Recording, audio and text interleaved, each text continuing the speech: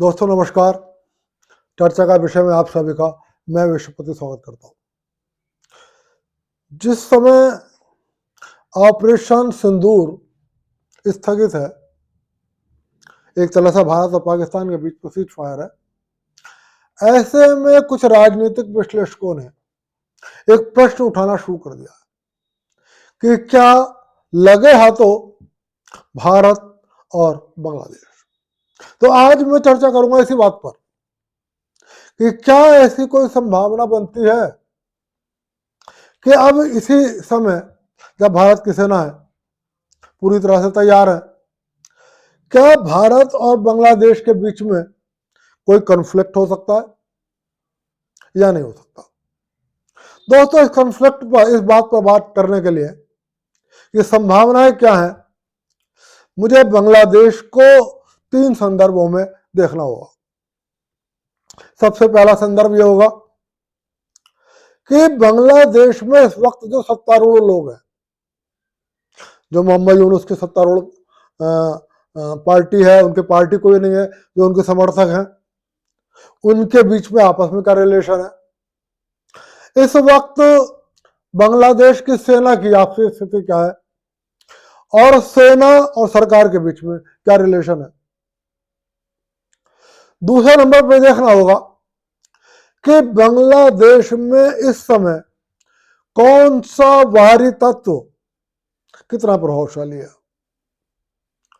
और उसका प्रभाव क्या संभावनाएं पैदा करता है। और तीसरी बात कि यदि मैं बाहरी तत्वों की बात छोड़ दूं तब बांग्लादेश क्या कर सकता है। सबको पता है कि शेख हसीना को हटाने के बाद वहां तथाकथित छात्र नेताओं ने और मोहम्मद ने एक पार्टी बना दी और उन्होंने एक सरकार बना ली, और इस सरकार का मुखिया उन्होंने अमेरिकी पिछलग्गू मोहम्मद यूनुस को बना दिया। मोहम्मद यूनुस पूरी तरीके से भारत विरोधी है, और यह बात सरकार में आने से पहले भी भारत को पता थी और सरकार में आने के बाद भी मोहम्मद यूनुस ने अपना इसी तरीके का परिचय दिया है। लेकिन फिलहाल की स्थिति यह है कि मोहम्मद यूनुस का जो मंत्रिमंडल है उसमें आपसी खींचतान बहुत जबरदस्त है। वो किसी एक मुद्दे पर सहमत नहीं है। जैसे वहां भी फिलहाल 3 मुद्दे हैं। शेख हसीना को लेकर क्या रुख होना चाहिए, बांग्लादेश का अमेरिका और चीन को लेकर क्या रुख होना चाहिए, चुनाव में शेख हसीना की पार्टी को लेकर पार्टी को भाग लेना देना चाहिए या नहीं लेना देना चाहिए, इस पर बांग्लादेश की सरकार दो फाड़ है। बांग्लादेश की मोहम्मद यूनुस की सरकार और सेना के बीच में भी संबंध बहुत अच्छे नहीं है। सेना खुद 2 गुटों में बटी हुई है। एक गुट सेना के अध्यक्ष वकार-उज-जमा का है, तो दूसरा गुट लेफ्टिनेंट जनरल कमरुल हसन का है, जो पूरी तरीके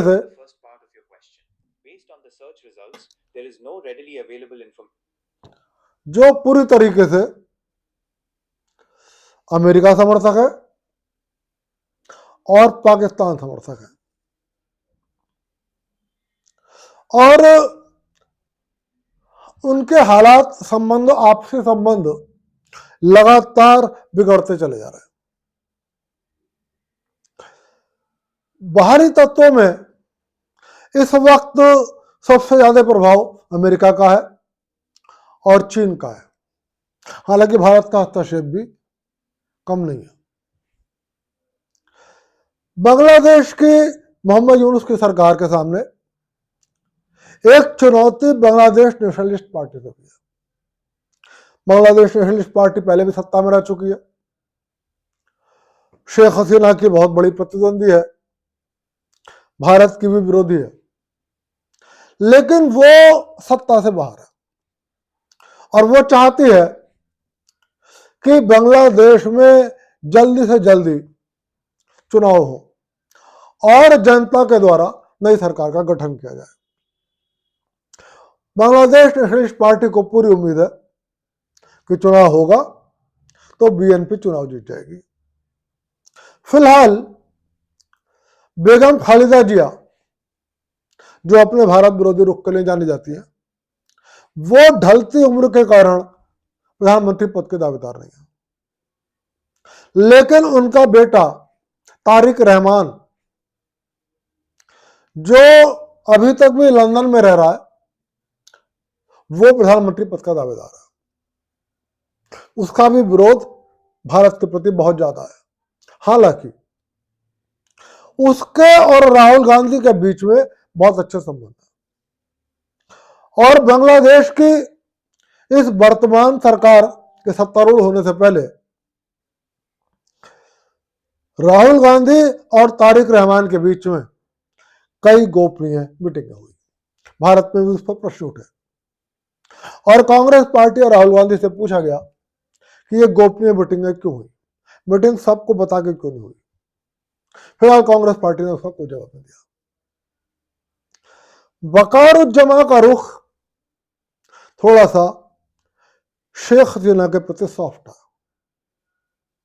सेना अध्यक्ष वकारुज्जमा का रुख भारत के प्रति भी सॉफ्ट है और वो अपने इंटरव्यू में कह चुके हैं कि भारत बेहद महत्वपूर्ण पड़ोसी है और हम भारत को पूरी तरीके से इग्नोर करके बांग्लादेश का विकास नहीं कर सकते। हमें बांग्लादेश का यदि विकास करना है तो भारत के पड़ोसियों से, खासतौर से महत्वपूर्ण पड़ोसियों से अपने अच्छे संबंध बनाने होंगे और उनको अपने विश्वास में भी लेना होगा। वकारुज्जमा सोवियत संघ के भी कुछ समर्थक हैं। पिछले दिनों वकारुज्जमा ने सोवियत संघ की यात्रा करी। जैसे ही वकारुज्जमा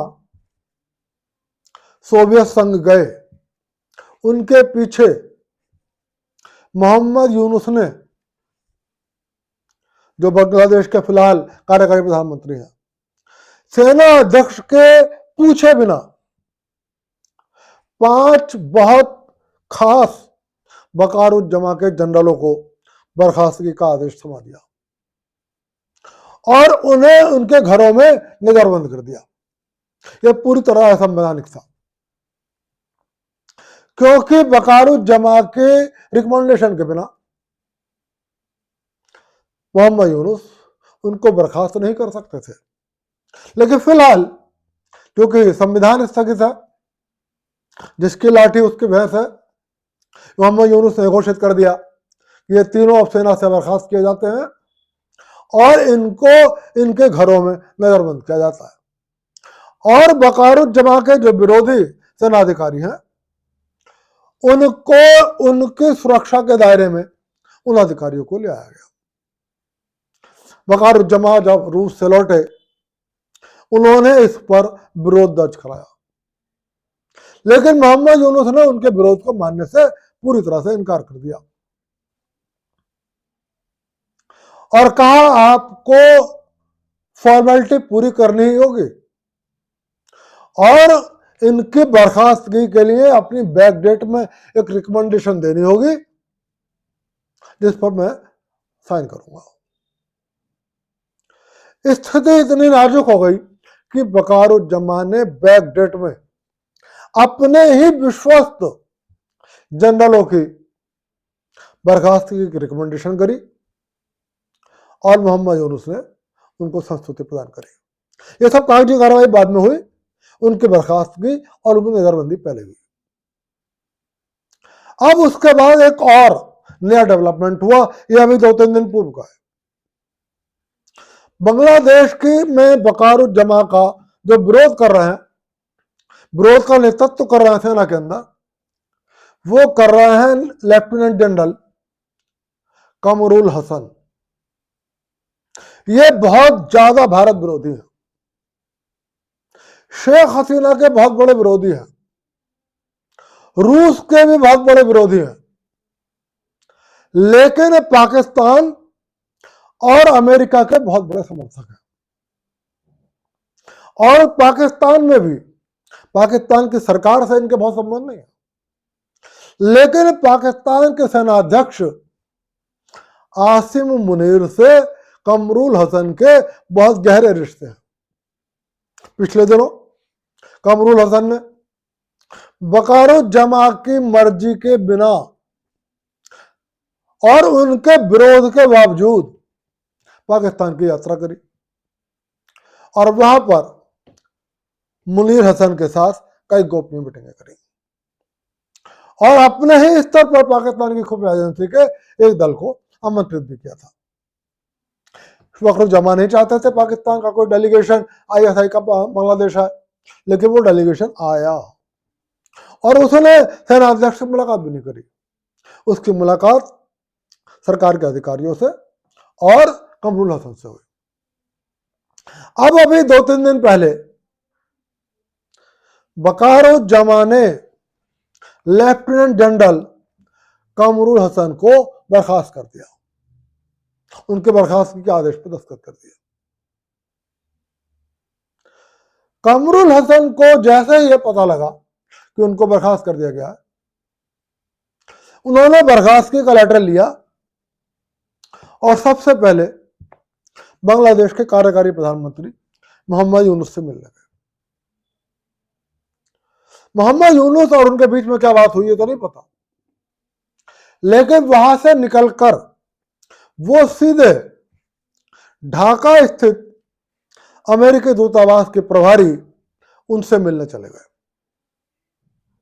2 घंटे तक कमरुल हसन, जिन्हें बर्खास्त किया गया था, वो अमेरिकी दूतावास के प्रभारी के साथ अमेरिकी दूतावास में, ढाका स्थित दूतावास में बैठे रहे।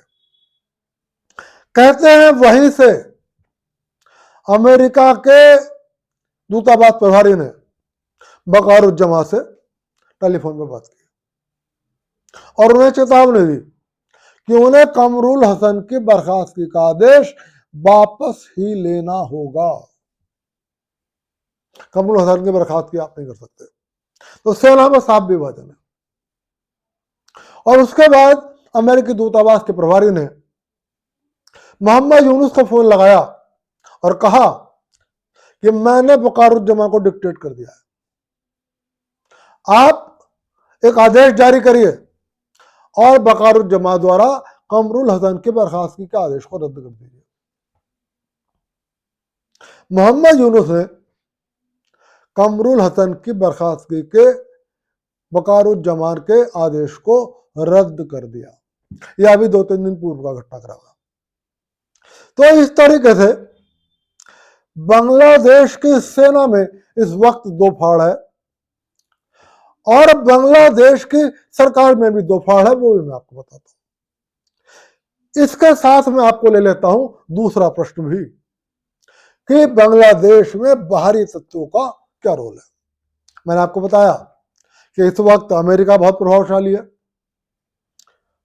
रूस का भी थोड़ा बहुत दखल है, चीन का भी दखल है और भारत का भी दखल है, लेकिन सबसे ज्यादा दखल अमेरिका का है।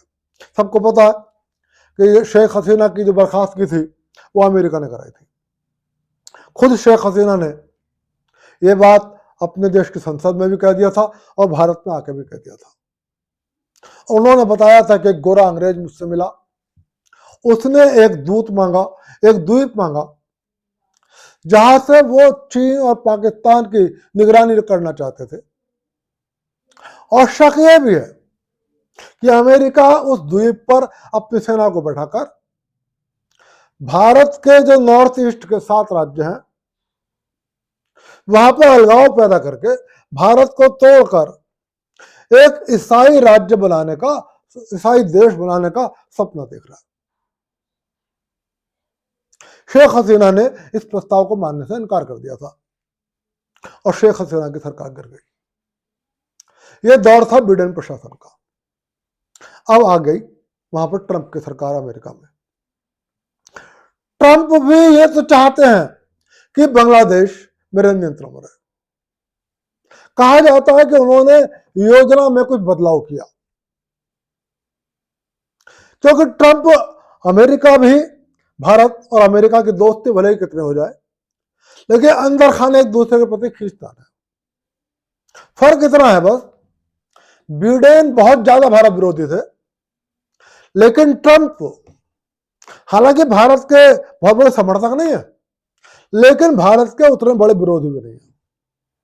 और उनके भारत में नरेंद्र मोदी सरकार से अच्छे रिश्ते हैं, मतलब ठीक रिश्ते हैं कि वो भारत को बहुत परेशान नहीं करना चाहते। उन्होंने द्वीप लेने की जगह पर यूनुस सरकार के सामने एक प्रस्ताव रखा कि हम द्वीप से भी आगे बढ़कर हम म्यांमार में अपनी सरकार स्थापित करना चाहते हैं। अब बांग्लादेश अमेरिका की इच्छा है कि अमेरिका म्यांमार में एक अमेरिकी समर्थक सरकार बैठा दे। वो अमेरिकी समर्थक सरकार बांग्लादेश को भी कंट्रोल करेगी, वहां उस अमेरिकी समर्थक सरकार के माध्यम से अमेरिका चीन पर भी दबाव बनाएगा, और यदि आवश्यकता पड़ेगी तो भारत को परेशान करने से भी पीछे नहीं हटेगा। अब सवाल है कि म्यांमार में पाकिस्तान, अमेरिका के पास रास्ता नहीं है कि कैसे वहां पर विद्रोही गुटों को अपनी सहायता पहुंचाई जाए। वहां एक अराकान आर्मी है जिसका 50% से ज्यादा म्यांमार पर कब्जा हो चुका है। एक और विद्रोही गुट भी है, उसने भी कुछ इलाकों में कब्जा कर लिया है। म्यांमार इस वक्त 3 हिस्सों में बटा हुआ है। एक सत्तारूढ़ जुंटा, वहां की सरकार जुंटा पार्टी है वो, एक विद्रोही गुट है जिसका थोड़ा सा हिस्से पर कब्जा है, और एक अराकान आर्मी है जिसका लगभग आधे से कुछ ज्यादा म्यांमार पर कब्जा हो गया है। ये अराकान आर्मी अमेरिका से द्वारा समर्थित है। डोनाल्ड ट्रंप ने बांग्लादेश के सामने प्रस्ताव रखा कि वो हमें एक सुरक्षित गलियारा दे, और ये गलियारा म्यांमार तक जाएगा। इस गलियारे पर बांग्लादेश का कोई अधिकार नहीं होगा, और इस गलियारे पर पूरा अधिकार अमेरिका का होगा। और हमारा उद्देश्य, मतलब अमेरिका का उद्देश्य, इस गलियारे के माध्यम से म्यांमार के विद्रोहियों को दवा और अनाज उपलब्ध कराना है। लेकिन ये दवा और अनाज नाम मात्र की बातें होती है, ये दिखावे की बातें होती है। वास्तविक उद्देश्य है कि अमेरिका अराकान आर्मी को हथियार, पैसा और साथ में खाने पीने की जो भी चीजें, सामान या दवाई, वो भी देगा। इस बात को लेकर बांग्लादेश की सत्तारूढ़ लोगों में भी मतभेद था। मोहम्मद यूनुस की सरकार में जो विदेश सचिव थे वो इस बात के लिए किसी भी कीमत पर स्वीकार नहीं कर रहे थे, और उनका कहना था कि यह बांग्लादेश की संप्रभुता का उल्लंघन है कि पूरे बांग्लादेश से होकर एक गलियारा जाएगा और उस गलियारे पर बांग्लादेश का कोई अधिकार नहीं होगा, और उस गलियारे पर अमेरिका का अधिकार होगा। अमेरिका अपनी वहां सुरक्षा व्यवस्था स्थापित करेगा, अपने सेनाओं को लगाएगा और बेरोक टोक उस गलियारे का इस्तेमाल करेगा। और उनका कहना था कि चीन भी भविष्य में अभी हमारा मित्र है, भारत से भी हमारे संबंध पूरी तरह टूटे नहीं है, तो हमारे मित्र राष्ट्र को नुकसान पहुंचा सकता है अमेरिका, और बांग्लादेश को चीन और पाकिस्तान से बिल्कुल अलग थलग कर सकता है। इसलिए वो इस गलियारे के विरोधी थे। बांग्लादेश की सेना के अध्यक्ष बकार उज जमा भी इस गलियारे के विरोधी थे, विरोधी हैं। अब वो ये नहीं चाहते थे कि अमेरिका को ये पूरा गलियारा मिले। मैं आपको बता दूं, बांग्लादेश के जो इस वक्त एनएसए हैं वो बांग्लादेश के नागरिक नहीं है, ये भी आप ताज्जुब करेंगे। हालांकि ऐसा पहले भी होता रहा है। भारत में आरबीआई का गवर्नर डॉक्टर मनमोहन सिंह ने किसको बनाया था? जो भारत का, जो अमेरिका का नागरिक था, रघुराम राजन। यही नहीं, डॉक्टर मनमोहन सिंह ने एक बैंक का चेयरमैन भी ऐसे व्यक्ति को बनाया था जो अमेरिका का नागरिक था। तो फिलहाल मैं बात बांग्लादेश की कर रहा हूं। बांग्लादेश के एनएसए अमेरिका के नागरिक है। स्वाभाविक है, अमेरिका ने बैठाया है उस सरकार में। अमेरिका के एनएसए और इस बांग्लादेश के एनएसए और बांग्लादेश की सेना के विद्रोही गुट के नेता लेफ्टिनेंट जनरल कमरुल हसन ने मिलकर बांग्लादेश के विदेश सचिव से जबरन रात को उनके घर पर जाकर इस्तीफा लिखवा लिया और उनको जान से मारने की धमकी दे दी गई, जबकि वो मोहम्मद यूनुस सरकार के समर्थक थे, छात्र आंदोलन के द्वारा नियुक्त थे, लेकिन वो बांग्लादेश की संप्रभुता से समझौता नहीं करना चाहते थे। तो इस तरीके से सेना में मतभेद है। और अब बाहरी तत्वों में फिलहाल अमेरिका पूरी तरीके से प्रभावशाली है।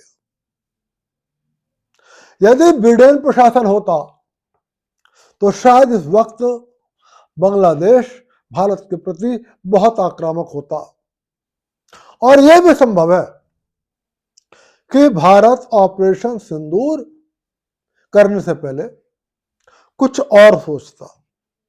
संभव यह भी था कि जब भारत ने ऑपरेशन सिंदूर शुरू किया उस वक्त यदि अमेरिका के राष्ट्रपति बिडेन होते तो वो बांग्लादेश से पाकिस्तान की मदद करने के लिए भारत के पूर्वोत्तर में बांग्लादेश से भारत की सीमाओं का अतिक्रमण करने को भी कह सकते थे।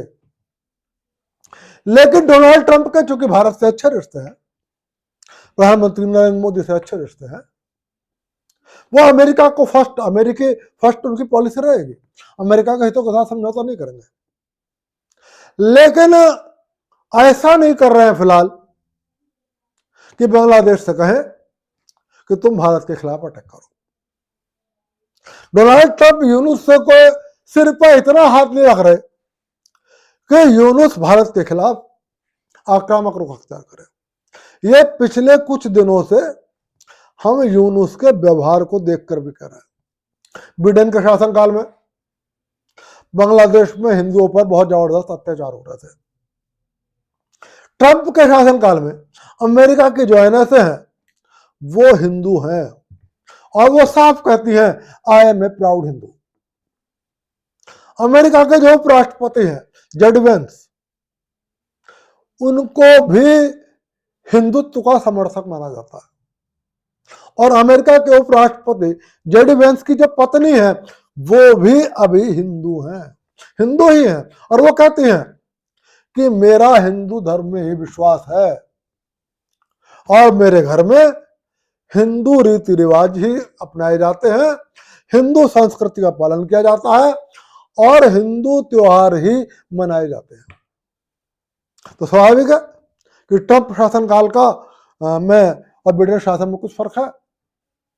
तो इसलिए फिलहाल अमेरिका के ट्रंप की ओर से, ट्रंप प्रशासन की ओर से यूनुस को छूट तो है और यूनुस पर दबाव भी है। यूनुस से दबाव ही था तभी उन्होंने गलियारा ले लिया।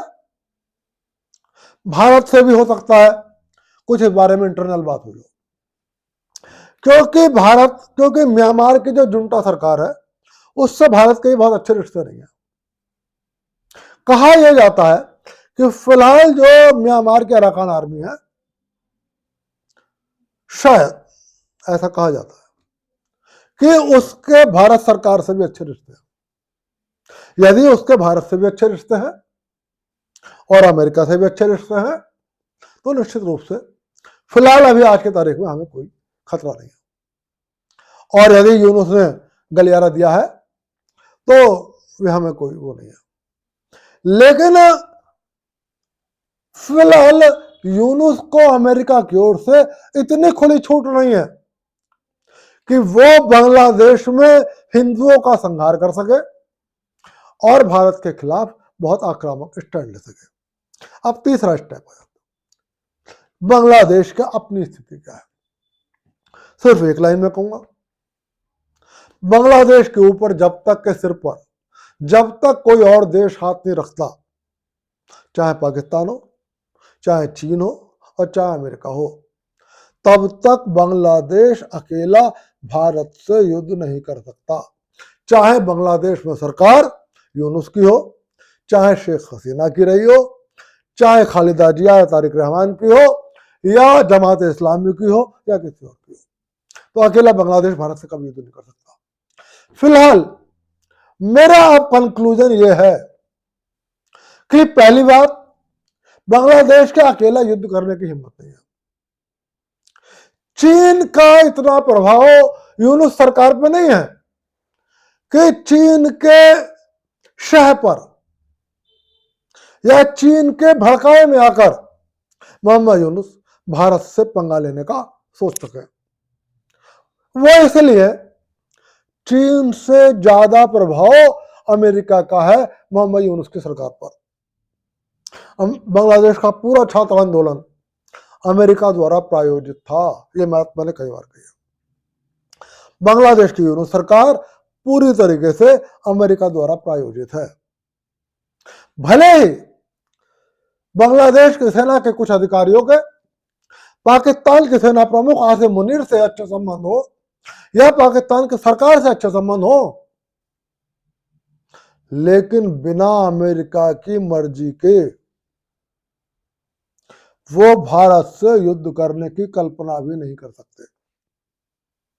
तो इसलिए मेरा कहना है, बांग्लादेश अकेले भी युद्ध नहीं कर सकता। बांग्लादेश में जो सबसे प्रभावशाली तत्व है अभी वो है अमेरिका, और फिलहाल अमेरिका और भारत के रिश्ते इतने खराब नहीं है कि अमेरिका बांग्लादेश से ये कहे कि तुम भारत के खिलाफ आक्रामक रुख अख्तियार करो।